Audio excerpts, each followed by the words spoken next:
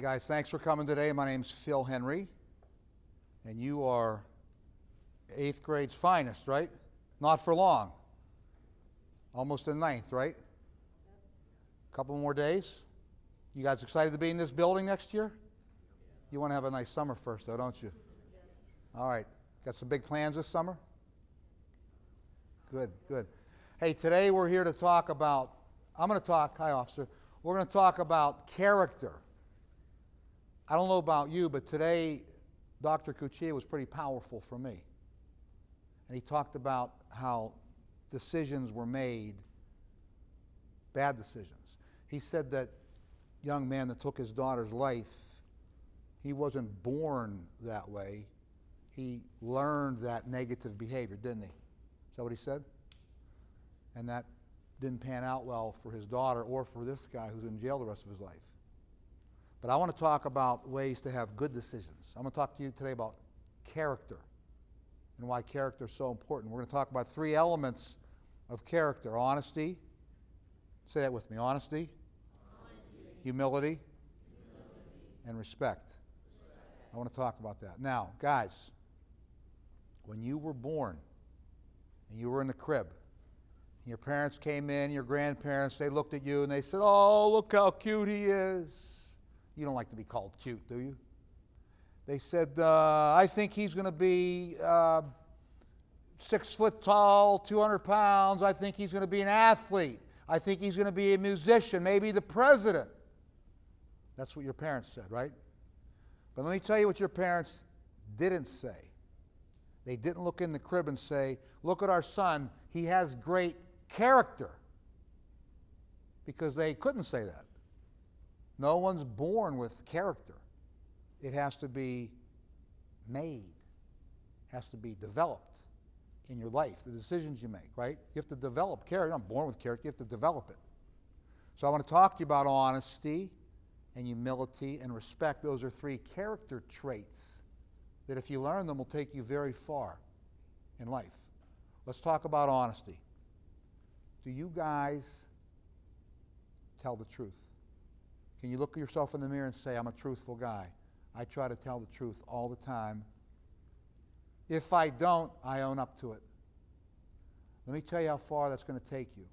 You know, when your great-grandparents, even your grandparents for that matter, came here, I don't think there were any attorneys.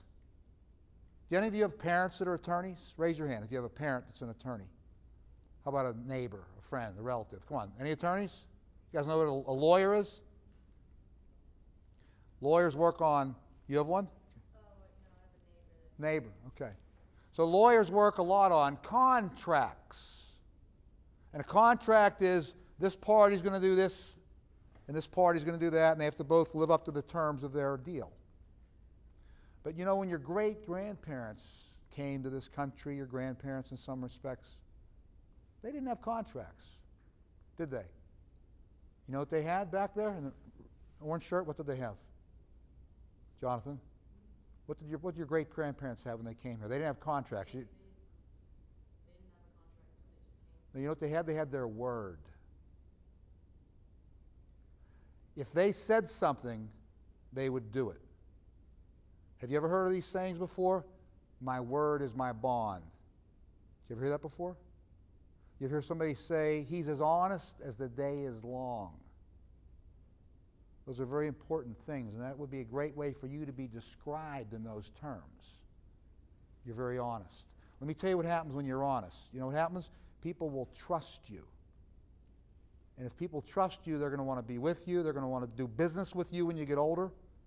You'll be very successful if you're described by others as being honest and trustworthy.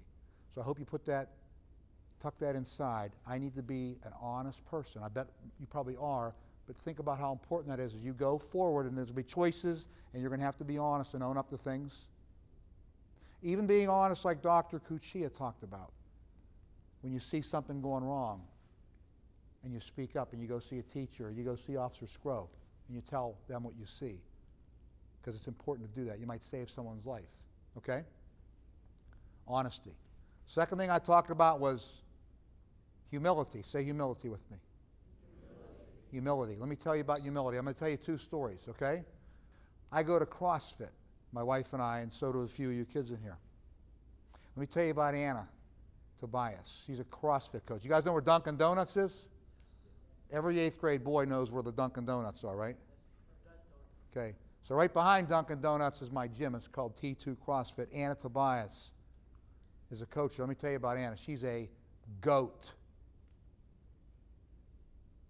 What do I mean by that? Yeah, good. Greatest of all time. She was a gold medal winner in the 2008 Olympics.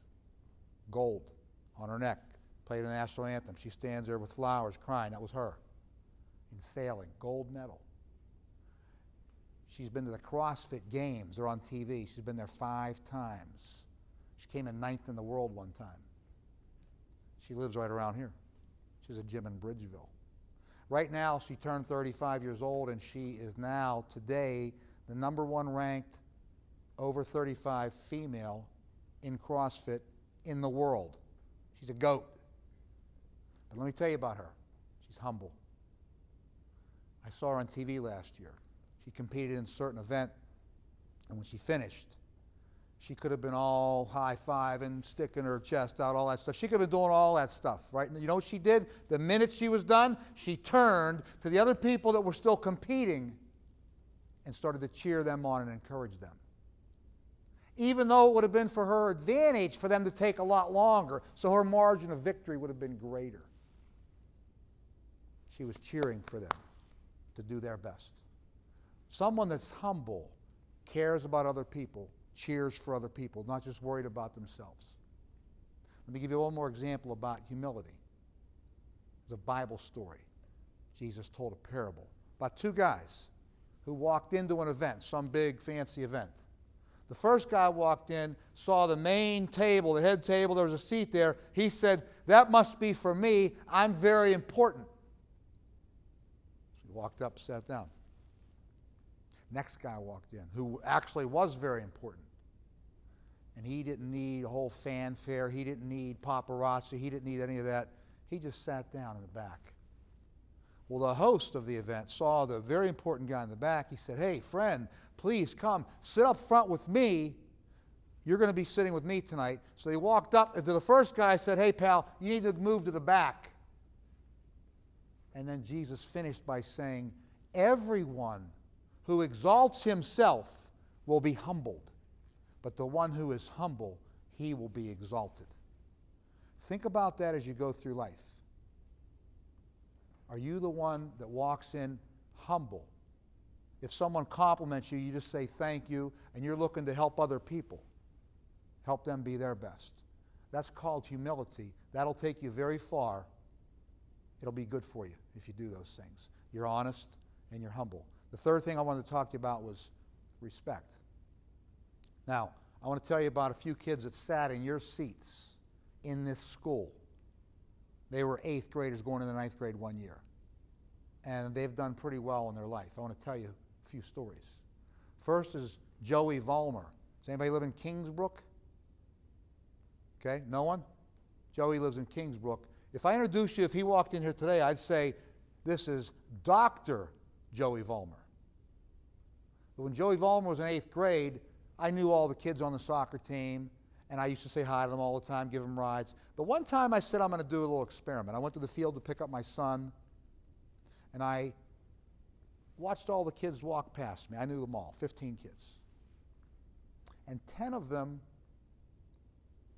walked right past me, looked at their phone, didn't say anything, didn't show me respect as an adult. Not that I don't deserve respect, but it would be good for them to show respect.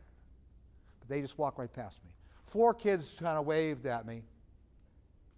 And Joey Vollmer walked over to me, said, "Hi, Mr. Henry, how are you?" and shook my hand. I could have told you right then and there, that was about 8 years ago, 10 years ago, that he would be very successful, and he is. He showed me great respect, and I'm sure it's not just me. That's the way he is. He shows great respect. Do you guys do that when you see your neighbor outside? You walk over and say hi, shake hands. When you see your teachers, your coaches, people that you know. I'm telling you that will take you so far in life when you show that kind of respect. Because 10 years from now, you're going to be finished in college looking for a job. And the people that you've shown great respect to are going to want to turn around and help you. But the people you didn't show respect to, it's okay. The people you didn't show respect to, they're not going to be so interested in helping you. Show respect. It'll pay off. Now, I said there was some other kids.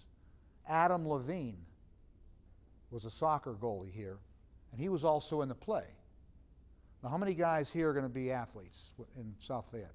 You're going to play a sport. Raise your hand if you're going to play a sport. Big hands for me. Come on. All right. How many guys are going to be on a little green machine? Cool. How about in the theater? How many people will be in the theater? Good. How many people would be in the science club? It's math and science. Okay? Good. My son is a year older than you. Any of you know Joseph Henry? Okay? Joseph is on the track team. He's also in the plays. So Adam Levine was an athlete, and he was a lead in the school play. Pretty unique kid. Never a time he wouldn't find me and say hi to me, shake my hand. Hi, Mr. Henry. All the time. Adam Levine, very successful person now. Nick McKee played soccer here. He was a captain. He was a captain as a sophomore. Coach Eldridge thought that much of him. He made him a 3-year captain. His senior year, he led the team to a Whippeal championship. Any soccer players in here? Okay. You know Nick McKee? Well, you're going to learn about him. You guys won Whippeal a few years ago, and he was the leader on the team. Never a time Nick won't find me and say hi. Never a time I see him. Always says hi to me. Okay. Hunter Hayes. Any football players in here? Hunter Hayes won 2 state championships here. He plays at the University of Pennsylvania right now. Big smile every time. Hi, Mr. Henry. So I'm asking you guys to be that way in the people, the adults in your world. Show great respect. It'll come back. It'll pay you. I promise you it'll pay you back. Now, we've talked today about honesty, telling the truth. We don't even need contracts, do we? Your word should be all that's needed. Humility. Anna Tobias, the coach, helping other people. The guy that walked into the big event, sat in the back row. We've talked about respect, greeting adults, showing great respect, even to your peers. Okay? I'm going to close by telling one more story about a person who was, in 2010, sat in these seats. He was going into 9th grade. His name was Justin Watson. Anybody know who Justin Watson is? Raise your hand if you know who Justin Watson is. Okay? 2010, he was a freshman. Played on the football team. Didn't play a whole lot. Played JV. Sophomore year, played a lot of varsity. Junior and senior year was a star. Led South Fayette to their first football state championship his senior year. Okay? Had a lot of college offers, went to the University of Pennsylvania. You know what he did the whole way through his whole career? I knew him when he was 5. Showed great respect. Was a humble kid. Got interviewed a lot because he was a star. Always deflected praise to other people. He wouldn't talk about how great he was. He talked about how great his team was, how great his coaches were, how thankful he was his parents worked hard so that he could afford extra training. Okay? Went to Penn, broke all kinds of records. Okay? All-American 3 times. Did not get invited to the NFL Combine. You know what that is? That's where the best players go to Indianapolis for a week and they get to show all the pro teams how good they are. He wasn't invited. He thought he would be. He wasn't. His coaches at Penn said, don't worry about it. We're going to have a pro day at Penn. We're going to invite all the teams to come here. And we'll show, and you can work out for them. So they invited 32 teams. 23 teams came. Justin did bench press, run, jump. He did all these things. His score was as high as any wide receiver that went to the Combine. But the team still said, you know what, he's from a small school. He went to the Ivy League. We're not sure. But 9 of the teams said, you know what, we might need to get to know this kid a little bit better.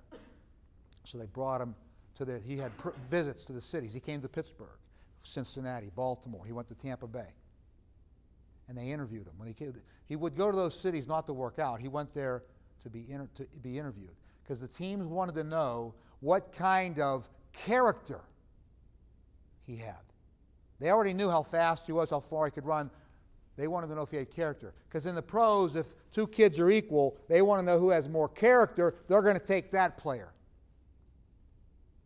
And those teams were very impressed by his character. The way he treated his older brother who has cerebral palsy. The way he treated a 4-year-old kid that was always at the Penn games trying to beat cancer. Vito DiCaprio is this little boy's name. Justin took him under his wing. The way he was respectful on campus. They looked at Justin's social media footprint. All the tweets he ever sent out. All the Facebook posts. They saw nothing that was mean-spirited, bad, only encouraging things from Justin.